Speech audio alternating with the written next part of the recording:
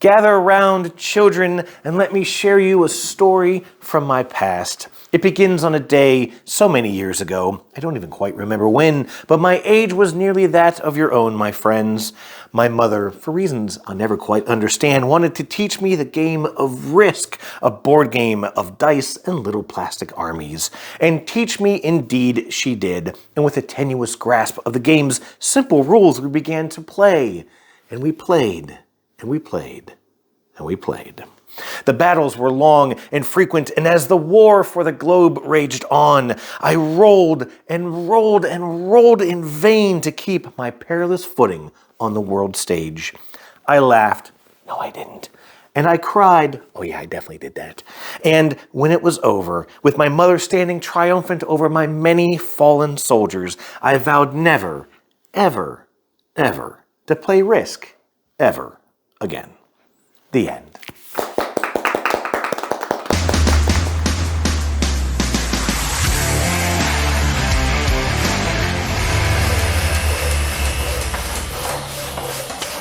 Hey there, folks. I am Jeff, your tabletop technician here in the Dice Tower. And actually, I would end up playing Risk a good bit later. Now, I was somewhere between the age of 8 and 11 when that fabled battle against my mother occurred, which I would later learn was actually part of my ADHD therapy, and she may have actually cheated in that game, although even she doesn't quite remember. However, I would end up playing it unexpectedly quite later in my late teens on a weekend evening with my roommate as we caught up on our laundry in the basement of Holmes Hall, our home away from home at Penn State University.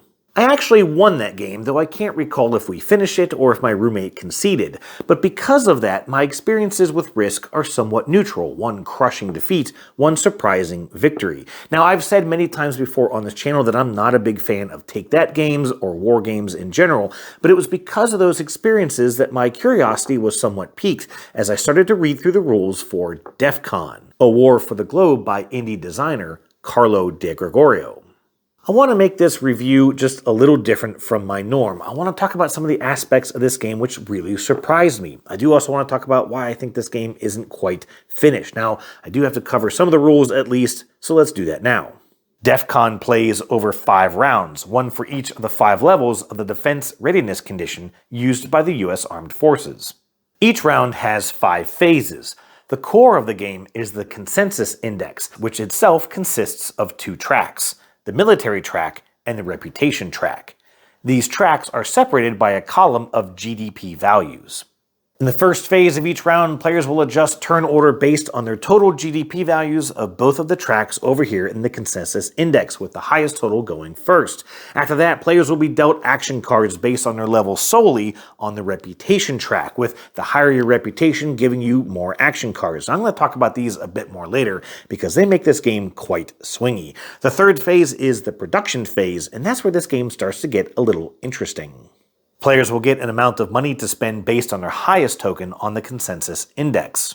Players will use this money, with unspent funds being wasted, to purchase things like new troops, conventional or nuclear missiles, or other things like defensive fortifications, naval fleets, or sabotage tokens. Players can also spend their money on humanitarian aid, which doesn't provide any kind of a resource, but simply moves them up the reputation track. Players will make their purchases in turn order, which does kind of force the players in the lead to broadcast their actions to the other players. Of course, they'll also get to act first in the next phase, the conflict phase, in which players will, one at a time, take one available action.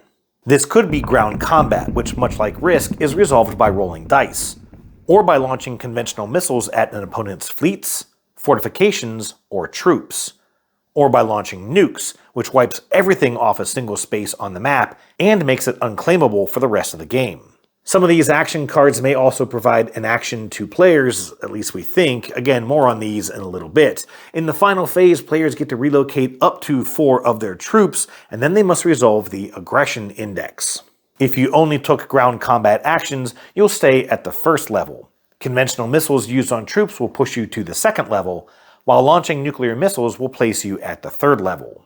In the final phase of each round, each player will go down the reputation track for each level down they are on the Aggression Index. And that's basically the gist of it. Now, I've been very honest in the past with the fact that I'm not a take-that gamer.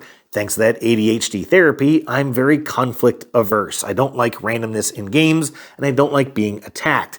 And I just knew going into this that it wasn't going to be my cup of tea, so I decided to take a very analytical viewpoint, figure out how this game works, and just relay that information on to you. And I'm going to tell you why, after a few rounds of this, my friends and I were quite surprised at how this game played out. First of all, this whole idea of buying the stuff you need to wage war is quite interesting.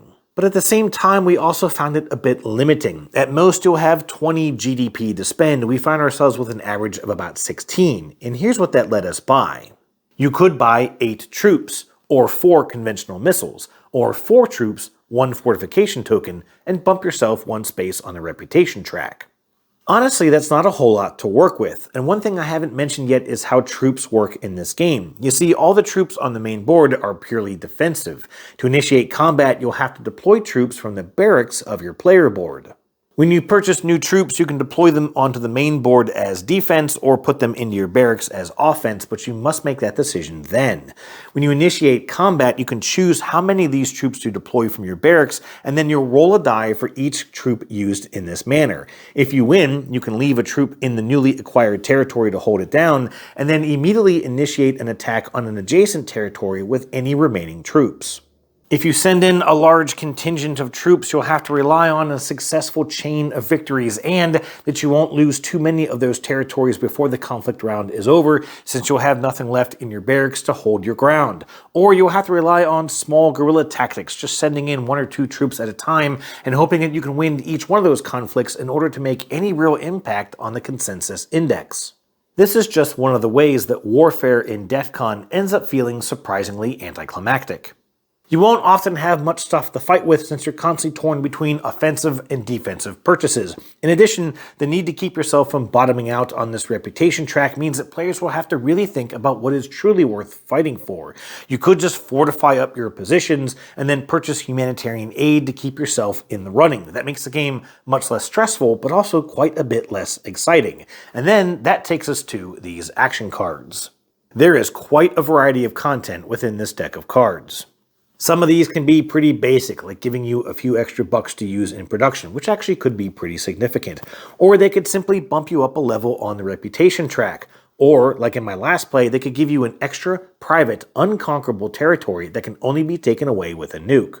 Some of these cards will let you shut down a player attempting to chain multiple ground attacks into your space, which is brilliantly played when an opponent just scooched half a dozen troops into one of your territories, only to then have to pile all the Joes into a waiting room to sit out the rest of the round.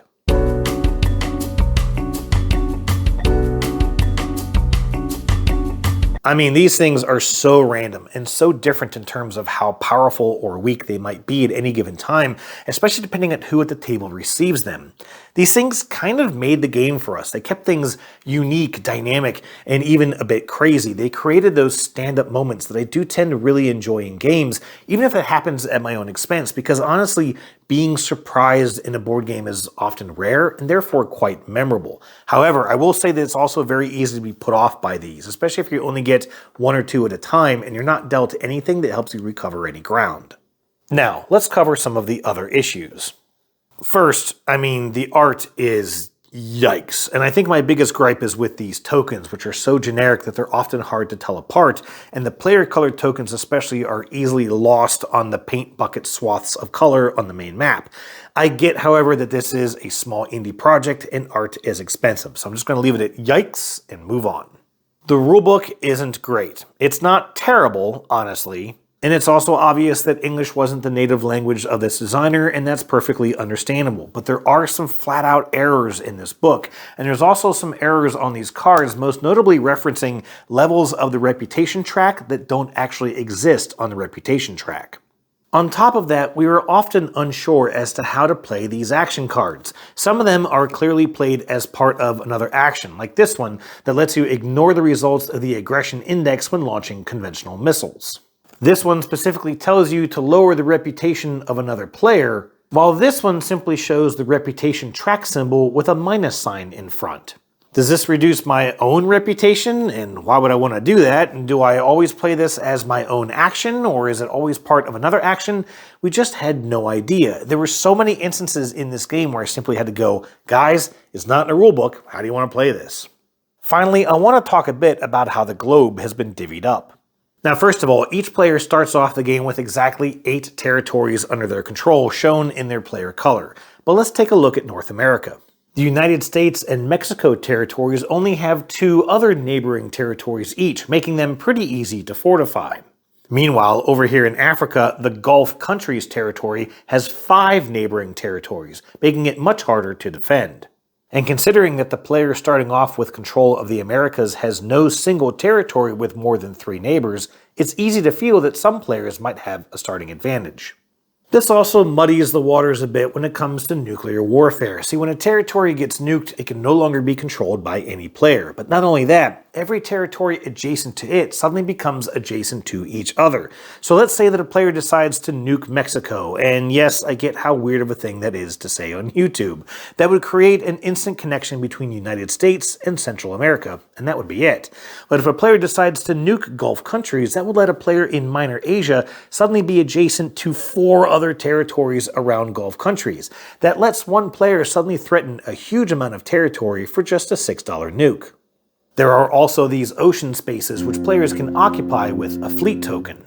Fleets are kind of neat because you can launch a ground attack against any territory adjacent to an ocean space in which you have a fleet. But again, some regions have more neighboring ocean spaces than others, which just makes things feel uneven.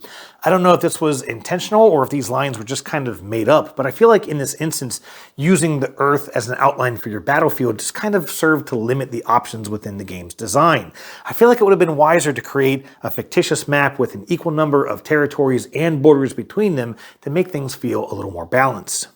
I can't possibly recommend DEFCON as it stands in its current form. But playing this game and writing this review made me think of my review of Star Eater here on the channel. Much like that game, this game just feels unpolished and unfinished, but it also feels like there are some elements hiding underneath its surface that just didn't quite get a chance to shine. My friends and I were surprised at how this game played out, but we didn't really feel like we played a war game. If anything, we felt like we threw some cards at each other to prevent this from becoming a war game. Then again, maybe that's the experience that you're looking for. Maybe you're one of those 5 people who are looking for a good game of Munchkin Risk, in which case, here you go. Cheers.